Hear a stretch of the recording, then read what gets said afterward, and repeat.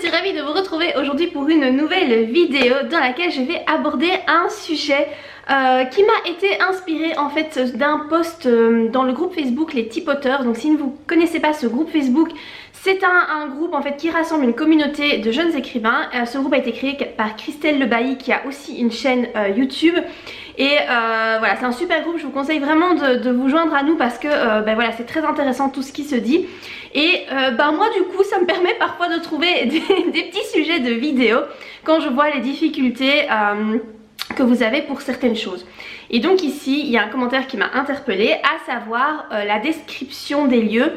Comment faire quand votre histoire se déroule à un certain endroit mais que vous n'êtes jamais allé à cet endroit et que donc vous voulez essayer de vous rapprocher le plus possible de la réalité, mais c'est pas évident puisque vous n'êtes jamais allé à cet endroit là. Donc comment vous faites? Et là je me suis dit que je pouvais peut-être vous donner quelques petites pistes parce que j'étais dans ce cas là, étant donné que mon roman, tous mes romans en fait jusqu'à présent se déroulent dans des endroits où je ne suis jamais allée, et entre autres le dernier Wolves qui se déroule dans une réserve indienne en Caroline du Nord aux États-Unis. Donc même si j'aurais adoré pouvoir aller sur place et visiter la réserve indienne, c'était vraiment, j'en rêvais mais tellement, mais bon voilà, c'est pas possible, hein. Les billets d'avion c'était plus de 1000 euros, concrètement voilà, c'était impossible pour moi d'y aller. Et je pense qu'on est beaucoup dans ce cas là, on n'a pas tous forcément envie de raconter nos histoires là où on vit, hein. Là bon voilà, je vis dans un petit village complètement paumé dans le Brabant wallon.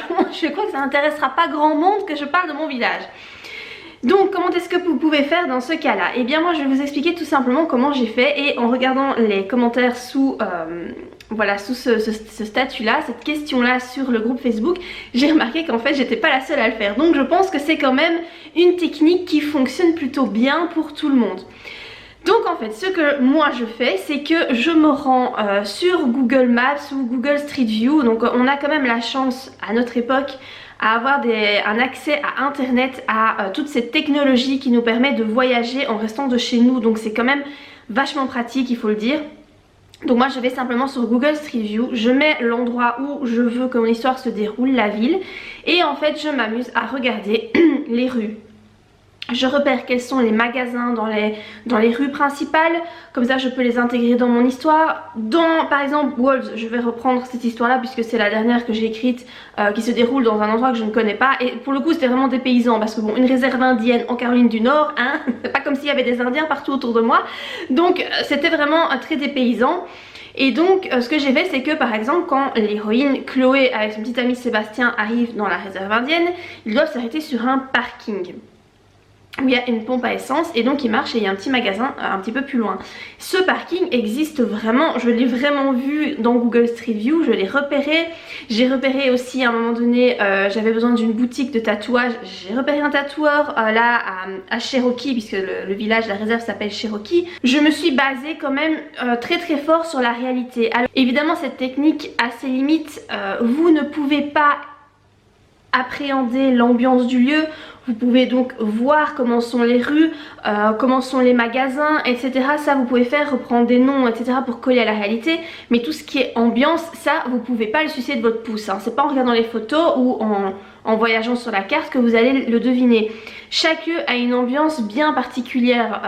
Vous l'avez sans doute déjà remarqué en fonction des villes que vous visitez. Il y a des villes qui vous attirent plus que d'autres. Par exemple, moi je me souviens quand j'étais à Londres, mais Londres j'ai tellement aimé cette ville.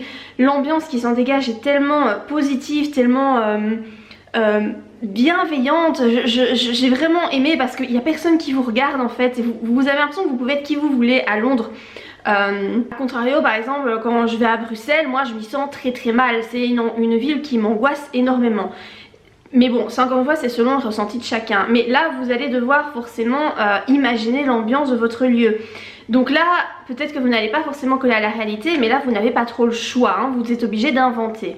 Ensuite moi ce que je fais aussi, c'est que si mon héros doit vivre dans ce lieu là, donc ce qui était le cas ici pour Wolves avec Chloé et Sébastien, ils ont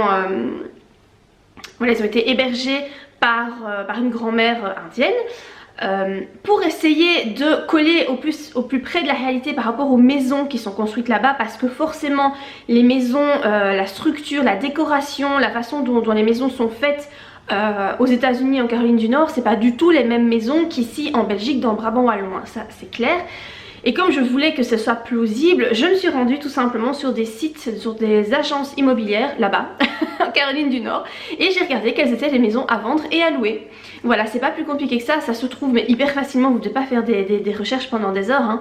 Vous regardez un petit peu, vous en repérez une ou deux qui vous semblent pas mal, et en fait moi je me suis tout simplement inspirée de ces maisons là, et en fait je les ai décrites telles que je les voyais en images, voilà tout simplement. Et du coup je pense que ça colle vachement à la réalité puisque je me suis inspirée de quelque chose qui existe réellement. Donc voilà moi comment je fais par rapport à la description de lieux que je ne connais pas. Je crois que c'est une technique qui fonctionne quand même très bien. J'ai pu voilà, l'observer avec les commentaires. Si vous avez d'autres petites astuces par rapport à ça, donc la description des lieux dans lesquels vous n'êtes jamais allé, n'hésitez pas à laisser en commentaire vos petits conseils à vous. Une autre chose aussi que j'y repense maintenant, c'est que en fait l'héroïne, à un moment donné, Chloé assiste à un pow-wow. Eh bien j'ai été voir des vidéos sur YouTube, voilà, on a vraiment du bol que internet, voilà, ce soit aussi...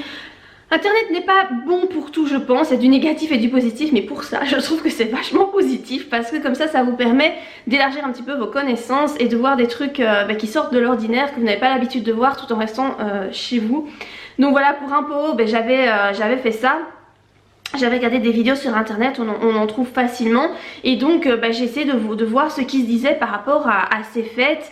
Voilà, j'ai fait un petit travail de recherche, mais j'ai quand même regardé les vidéos pour essayer de m'imprégner un petit peu de l'ambiance. Alors je suis pas sur place, donc forcément l'ambiance sur place je peux pas la ressentir, mais à travers les vidéos on arrive quand même à percevoir certaines choses je pense. En tout cas j'espère que c'est ce que j'ai réussi à faire dans mes romans. Donc voilà par rapport à ces petits conseils là. Écoutez, si vous avez aimé la vidéo, n'oubliez pas de la liker. N'hésitez pas non plus à donner vos propres conseils à vous en commentaire, ça pourra aider, les personnes qui passent sur cette vidéo, voilà, et qui se posent cette question là.